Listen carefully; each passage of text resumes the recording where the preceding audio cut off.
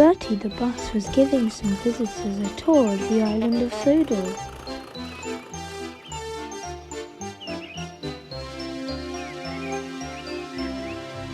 It was their last afternoon and Edward was preparing to take them to see Bill and Ben. He found it hard to start the heavy train. "Did you see him straining?" asked Henry. "Positively painful," remarked James.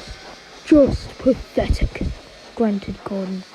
"He should give up and be preserved before it's too late." "Shut up!" burst out Duck. "You're all jealous. Edward's better than any of you." "You're right, Duck," said Boko. "Edward's old, but he'll surprise us all." "I've done it, we're off! I've done it, we're off!" said Edward as he finally puffed out of the station.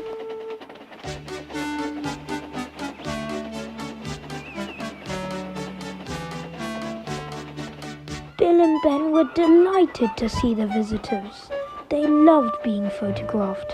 Later they took the party to the China Clay Works in a brake van special.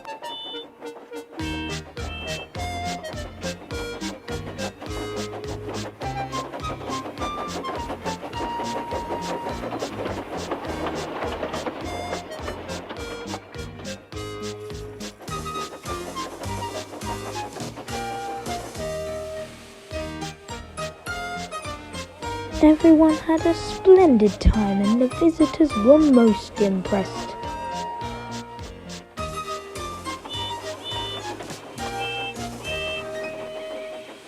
Then Edward took the visitors home.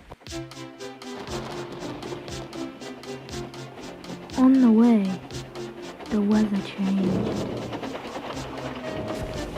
Wind and rain buffeted Edward. His sanding gear failed and the fireman rode out in front, dropping sand on the rails by hand. Suddenly, Edward's wheels slipped fiercely and with a creaking clash, something broke. The crew inspected the damage. Repairs took some time. "One of your crank pins broke. We've taken your side rods off, Edward. Now you're a single like an old-fashioned engine." "Will you get these people home, Edward?" "They must start back tonight." "I'll try, sir," promised Edward. Edward puffed and pulled his hardest, but he could not start the heavy train. The passengers were getting anxious. Driver, fireman and guard went along the train, making adjustments between the coaches. "We've loosened the couplings, Edward. Now you can pick them up one by one, just as you do with trucks." "That will be much easier," said Edward. "Come on!" he puffed, and he moved cautiously forward.